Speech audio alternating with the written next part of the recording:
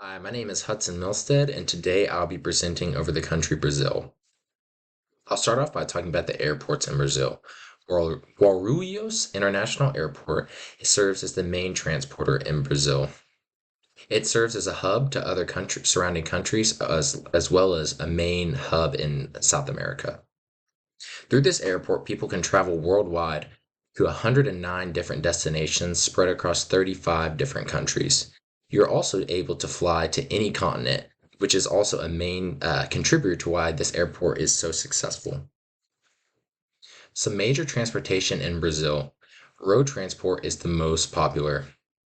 There's 2 million kilometers worth of roads across the country of Brazil, and these span from urban highways to rural areas. The road conditions consist of very good. The closer you get to the urban cities, the better road conditions. But once you get out towards those rural areas, there's a lot of potholes and especially unpaved roads. They have an abundant amount of unpaved roads.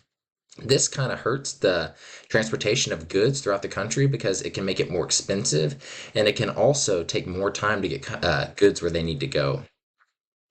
A question that comes up is, are you able to drive to Brazil from North America? And the answer is no. There's physical boundaries like the Amazon and especially the Darien Gap, which is 100 kilometers worth of forest that you're not able to drive through.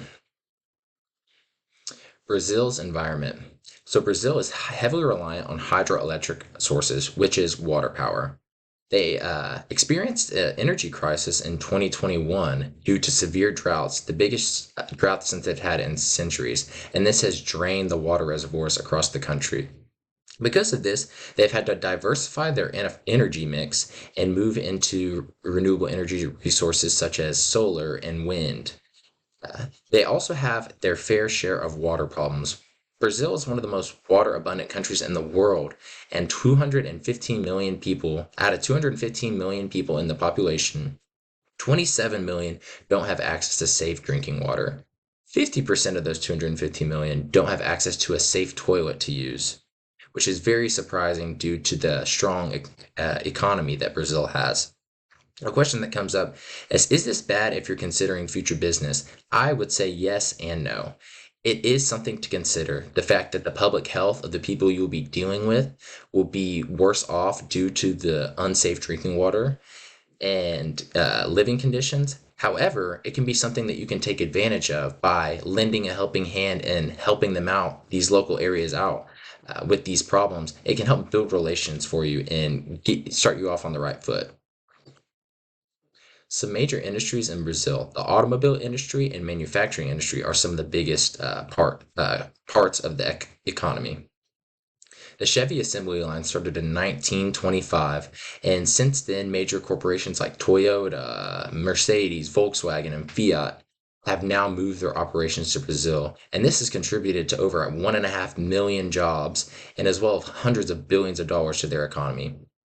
Oil and gas play a big part as well towards the GDP. They have the second most oil and gas reserves in all of South America, and they are number two in the world when it comes to ethanol production. Agriculture is something that most people think when they hear agriculture for Brazil, it's coffee beans and sugarcane. However, they've diversified this greatly into cattle, tobacco, rice, and the list just goes on and on. They diversified, so this contributes to their overall GDP. Their GDP from 2024 was $2.14 trillion, and it's expected to increase in 2025. One thing about Brazil for their time orientation is Brazil is polychromatic. They view time as flexible or fluid, and they focus on relationships with people over strict time schedules. As a manager in Brazil, it's not a rare occurrence for meetings to start late, as well as people during a meeting might answer a phone call, and how Americans would see that as rude.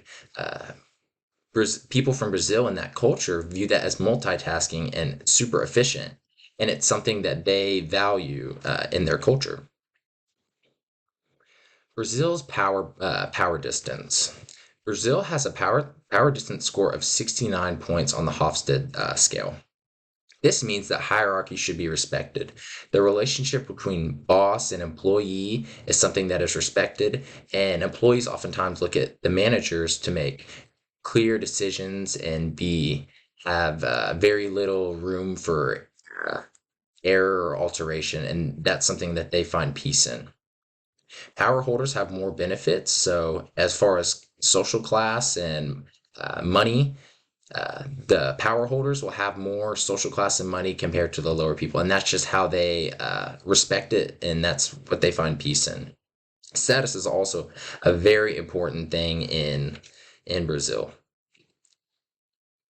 Some formalities in Brazil, handshakes are very formal in Brazil and something that is a common greeting.